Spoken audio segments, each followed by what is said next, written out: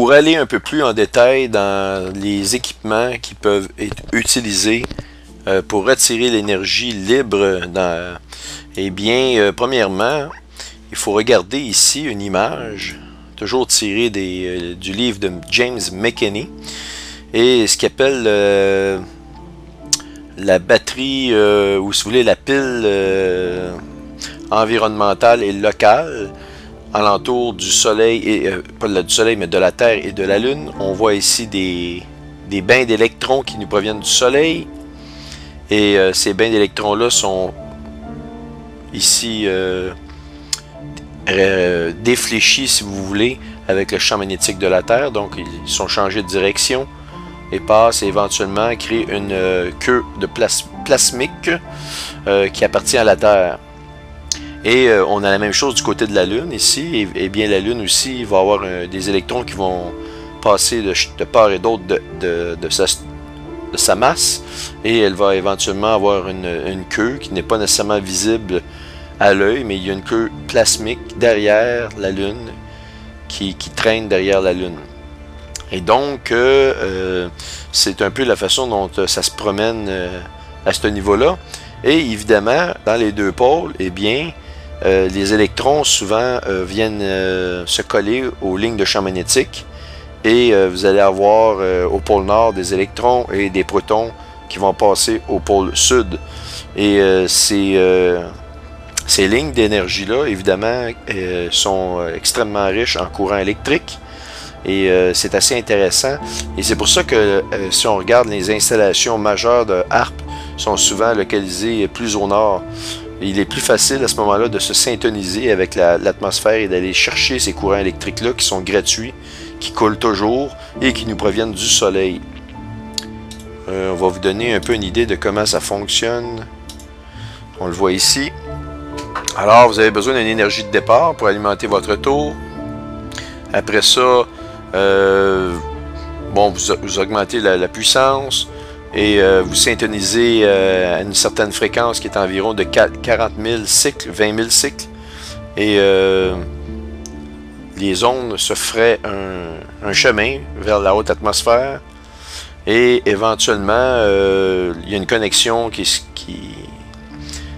est vraiment ici une connexion qui se fait avec la ionosphère, entre la tour et la ionosphère. Et éventuellement, vous pouvez tirer le courant dans la tour et inverser le processus. Et éventuellement, quand vous tirez cette énergie-là, ben vous la retournez à votre grille d'alimentation ici, avec évidemment des équipements de contrôle, et vous la retournez. Donc, ça prend quand même de l'énergie de départ pour pouvoir amorcer ce processus-là ici. Et ici, je vais vous montrer justement le rapport entre une comète et la Terre. Parce que certaines comètes, vous voyez ici, ça c'est les lignes de champ magnétique qui sont créées parce qu'elles baignent dans des électrons. On ne les voit pas ici, mais les électrons viennent, frappent la structure de la comète et éventuellement se met à émettre des champs magnétiques. Et il se peut que le même processus se produise et qu'il y ait une connexion entre la ionosphère et la planète Terre. Et c'est là qu'on peut avoir des vortex, des tornades qui se créent. Et c'est vraiment une des façons que les comètes peuvent opérer dans certains cas. Je vous explique ça très rapidement. Y a-t-il d'autres choses? Ça, c'est des équipements qui ont été trouvés sur le site de Nikola Tesla après que sa tour et ses équipements aient été saisis. On voit ici des isolateurs en porcelaine de très grande, assez gros en diamètre, qui étaient évidemment qui faisaient partie de la structure. Et ces équipements-là sont des preuves. Ils sont restés sur le site où la tour avait été installée. Maintenant, je vais vous montrer un autre diagramme qui montre comment ça fonctionne au niveau de la tour. Et tout à l'heure, je pense que j'ai mentionné 40 000 cycles pour que la tour se syntonise avec la ionosphère. Eh bien, c'est faux. On parle plutôt de 40 cycles, entre 30 et 40 cycles, parce qu'il faut aller chercher un des harmoniques de la fréquence de Schumann. 40 000 cycles, c'est des hautes fréquences, c'est beaucoup trop élevé. Nous allons regarder ici. Ici, nous voyons la tour. Et bon, comment la tour de Tesla fonctionne.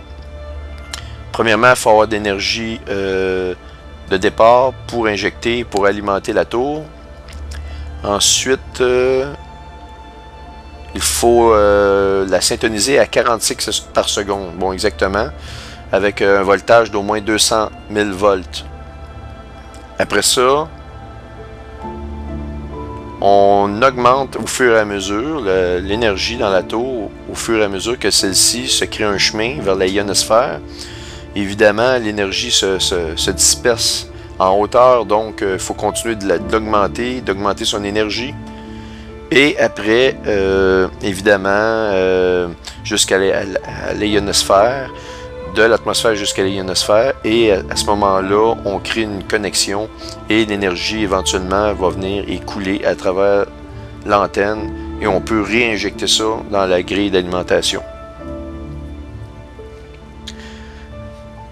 Voici là, vraiment le fonctionnement plus en détail, si vous voulez, d'une tour de Tesla.